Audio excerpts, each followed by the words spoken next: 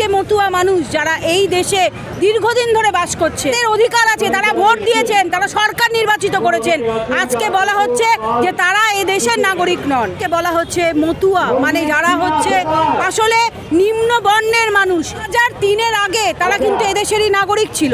2003-এর আইন বদলে দেওয়া হলো, অন্যদিকে আজকে এসআইআর নামিয়ে এনে আরও বেশি তাদেরকে বিপদের মুখে ঠেলে দেওয়া হয়েছে। স্থানান্তরিত বলে লেখা আছে, তারা প্রমাণ করতে পারছেন না। ধর্ম জাতি নির্বিশেষে আমরা দেখতে পাচ্ছি যে মহিলারা বাদ চলে যাচ্ছেন। তাহলে কি এরা রোহিঙ্গা? রোহিঙ্গা বলে কাদেরকে ভয় দেখানো হচ্ছে? এই অধিকারগুলোর জন্য মানুষ লড়বে, নাকি মানুষ নিজের অস্তিত্ব সংকট, যে অস্তিত্ব সংকট এসআইআরের মধ্যে দিয়ে তৈরি করা হচ্ছে, যে অস্তিত্ব সংকটের মধ্যে মানুষকে ফেলে দেওয়া হচ্ছে, এই মন্দির মসজিদের এই যে ডিবেটের মধ্যে তাদেরকে ফেলে দেওয়া হচ্ছে। আজকে কি গান গাইবে, কি ভাষায় গানটা গাইবে, আজকে সে কোন ভাষায় গানটা গাইবে, সেটা নিয়ে আজকে সমস্যা হয়ে যাচ্ছে। পশ্চিমবঙ্গের ক্ষেত্রে মূলত আমরা দেখেছি তারা রোহিঙ্গা গল্পটাকে তারা ছড়িয়ে দেওয়ার চেষ্টা করেছিল। আজকে যখন খসড়া বেরিয়ে এসছে, দেখা যাবে যে যেই অংশের মানুষ, যে যাদেরকে টার্গেট করে রোহিঙ্গা বলা হতো, যে সংখ্যালঘু, এই দেশের সংখ্যালঘু মানুষ মুসলমান মানুষ, আমরা দেখলাম সেই সংখ্যাটা তুলনামূলক কম। কারা বাদ গেছেন? বাদ গেছেন এই ভারতবর্ষের যারা দীর্ঘদিন ধরে বাংলাদেশ থেকে, আমরা সবাই জানি যে বাংলাদেশ এবং পশ্চিমবাংলার মধ্যে একটা ভাগ হওয়ার ফলে এই ভাগটা সাধারণ মানুষ করেনি, এই ভাগটা ওপর থেকে স্বাধীনতার সময় হয়েছিল। এবং আমরা জানি যে বহু মানুষের এখানে আত্মীয় আছে, ওখানে তাদের পরিবার আছে, এরকম বহু মানুষের জীবনযাপন এরকম হয়ে আছে। এমনকি আমাদের বন্ধু বান্ধব, আমাদের পরিবারগুলো যারা ও দেশ থেকে এসছে, তাদেরও আমরা দেখতে পাবো যে বহু আত্মীয় স্বজন ও দেশে আছে।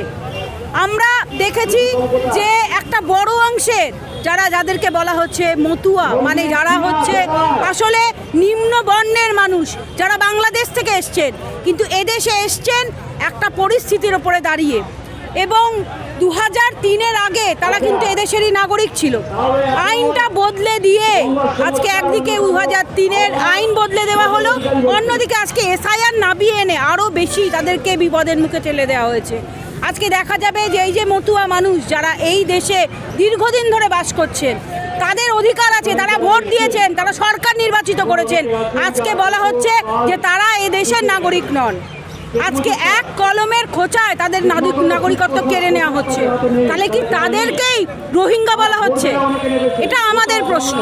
তাহলে কি এই মতুয়া মানুষ যারা তাদেরকে ভোট দিয়েছিল বিজেপিকে, তার মানে এটা বলুন বিজেপি সরকার যে রোহিঙ্গাদের ভোটেই তারা জিতে এসছেন?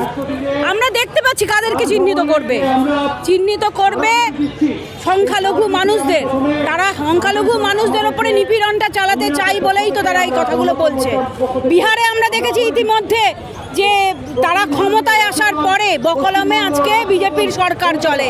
সেখানে দেখলাম আমরা যে থেকে আরেক চেষাছে একজন শ্রমিক মানুষ, তাকে তার প্যান্ট খুলে দেখা হলো সে কোন দেশি, সে মুসলমান না সে হিন্দু, তাকে পিটিয়ে হত্যা করা হলো। ভারতবর্ষে আজকে এটা রিয়ালিটি হয়ে দাঁড়াচ্ছে। আজকে পশ্চিমবঙ্গটাকেও আসলে এখানে পরিণত করতে চায়, কিন্তু আমরা দেখছি যে আজকে যাদের নাম বাদ দেওয়া হচ্ছে তারা কিন্তু মতুয়া সম্প্রদায়ের মানুষ। সবচেয়ে বেশি যদি বাদ যায় তাহলে চাকদা থেকে শুরু করে নদিয়া এবং উত্তর 24 পরগনার একটা বড় অংশ।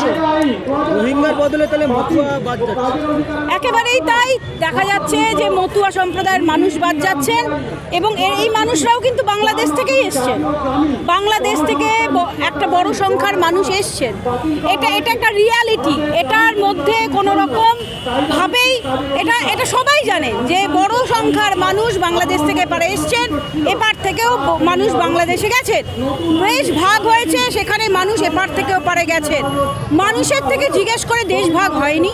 দেশ ভাগটা তো ইংরেজরা ক্ষমতায় থাকাকালীনই দেশ ভাগ করেছে, এবং ক্ষমতা থেকে চলে যাওয়ার পরে আমরা জানি যে দেশ ভাগের যন্ত্রণা প্রতিটা বাঙালি মানুষকে সহ্য করতে হয়েছে, এবং বাঙালিদের মধ্যে এটা একটা ক্ষত।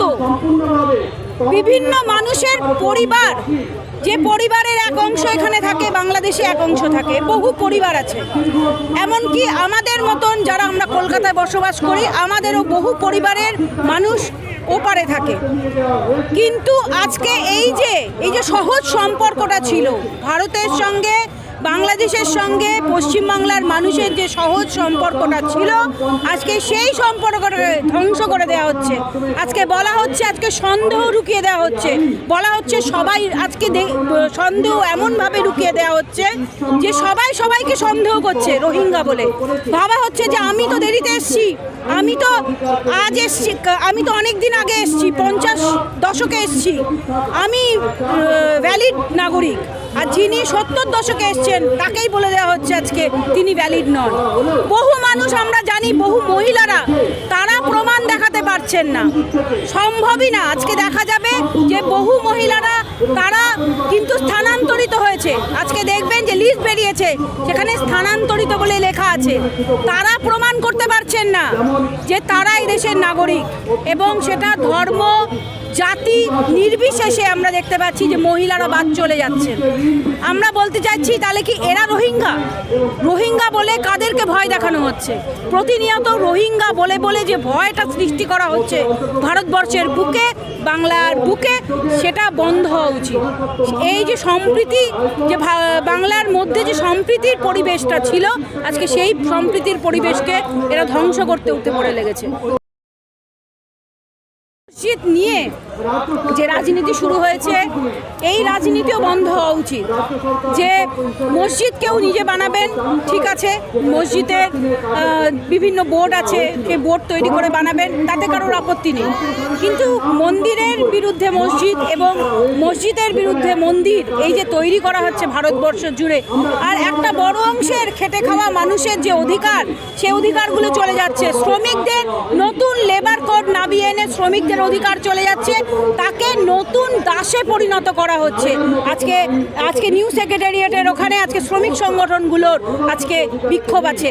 আজকে আমরা দেখতে পাচ্ছি যে গ্রামাঞ্চল থেকে, পশ্চিমবঙ্গের বিভিন্ন গ্রামাঞ্চল থেকে মানুষ এসছেন, তারা দাবি করছেন যে তাদের 100 দিনের কাজ চলে যাচ্ছে, তাদের যে অধিকারগুলো ছিল সেই অধিকারগুলো আজকে তাদের চলে যাচ্ছে, এবং কাজ পাওয়ার অধিকার গ্রামের মানুষের, সেই অধিকারটা চলে যাচ্ছে। আজকে একদিকে এই অধিকারগুলোর জন্য মানুষ লড়বে, নাকি মানুষ নিজের অস্তিত্ব সংকট, যে অস্তিত্ব সংকট SIR-এর মধ্যে দিয়ে তৈরি করা হচ্ছে, যে অস্তিত্ব সংকটের মধ্যে মানুষকে ফেলে দেওয়া হচ্ছে, এই মন্দির মসজিদের এই যে ডিবেটের মধ্যে তাদেরকে ফেলে দেওয়া হচ্ছে।